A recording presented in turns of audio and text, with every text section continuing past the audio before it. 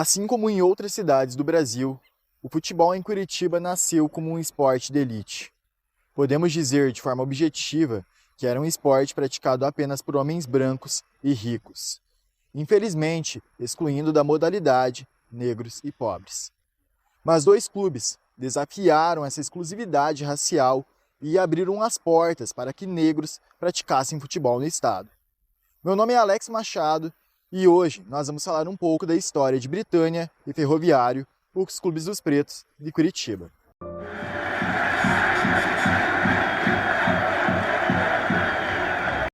Na década de 1910, o futebol se expandia em Curitiba, no estado do Paraná. Diversas associações incorporavam o futebol entre as práticas desportivas e vários clubes foram criados durante esse período. O interesse da elite fez com que a modalidade rapidamente se espalhasse entre as camadas mais populares de Curitiba, embora as autoridades tentassem impedir a prática do futebol nas ruas e em outros locais não regulamentados. Os primeiros clubes fundados na capital eram predominantemente etilistas, como o pioneiro Coritiba Futebol Clube, criado em 1909. Além do Coxa, também surgiram rapidamente outros times como o Internacional, América, Savoia, Água Verde, Palestra Itália e Clube Atlético Paranaense.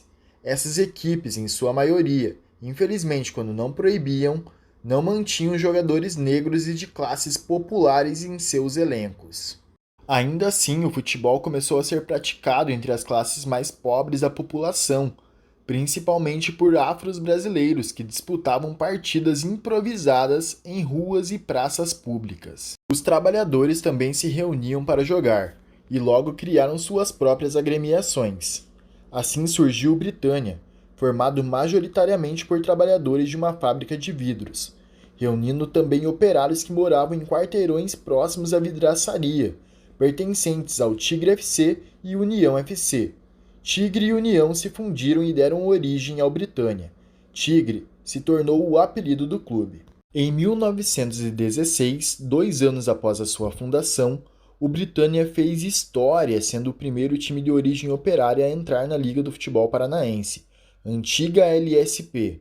O time contava com diversos atletas negros como Floriano, Moura e Zito, ganhando o apelido de Clube dos Pretos, mesmo que a equipe ainda tivesse muitos imigrantes europeus. É importante ressaltar que o Britânia não era o único clube que contava com jogadores negros ou mestiços em seu elenco.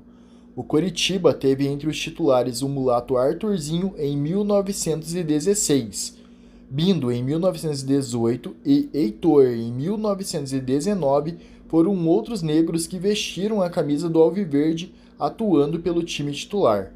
O América também contava com jogadores negros desde 1917, mas o Britânia foi o clube que se destacou nesse sentido por manter atletas negros em seu time titular por quase uma década. Formado por trabalhadores negros e mestiços, o Britânia conquistou o hexacampeonato paranaense entre 1918 e 1923, além de ter vencido o título de 1916 e 1928.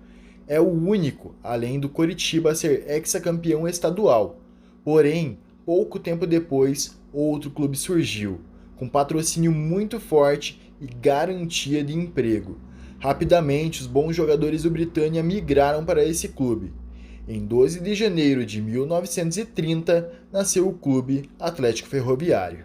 O Clube Atlético Ferroviário era formado por funcionários e operários da rede viária Paraná-Santa Catarina. Apesar de o time ser formado pelos empregados, os chefes gostavam da ideia. O futebol passou a ser uma ferramenta de propaganda e atração de funcionários. Pouco tempo após a fundação, a Rede Viária Paraná-Santa Catarina passou a patrocinar o clube.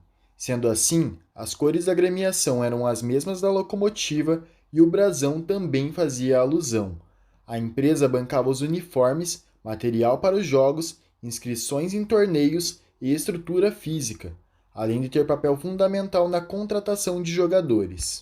Se o atleta tivesse qualidade, ele era contratado como jogador e como funcionário da empresa.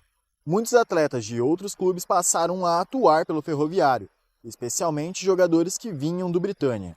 O Ferroviário aceitou irrestritamente jogadores negros em seu clube, que incluíam boa parte do elenco do Britânia, o único clube até então majoritariamente negro do futebol paranaense. Foi dessa forma que o Ferroviário ganhou o apelido pejorativo de Boca Negra, em referência a uma etnia indígena do Amazonas, chamada também por esse nome. Além disso, os adversários chamavam os ferroviários de Negrinhos da Vila, em referência aos jogadores negros e aos seus torcedores humildes que frequentavam o estádio. A torcida incorporou para si e abraçou o apelido Boca Negra, desprezando toda a sua carga racista. Inclusive, o mascote do clube era um homem negro com traços tribais. O Ferroviário é até hoje o terceiro maior campeão estadual, com 8 títulos. Conquistou o Campeonato Paranaense em 1937, 38, 44, 48, 50, 53, 65 e 66. Também foi 7 vezes vice-campeão, carregando uma gloriosa história construída por trabalhadores humildes e negros, abraçados pelas classes populares de Curitiba. Outra curiosidade é que o Ferroviário revelou um dos maiores jogadores do futebol paranaense, Barcímio Sicupira, ídolo e maior artilheiro da história do Atlético Paranaense. Gostou de conhecer um pouquinho da história de Britânia e Ferroviário, os clubes dos pretos de Curitiba? Então se inscreva em nosso canal para ver mais curiosidades e histórias do futebol paranaense. Até a próxima!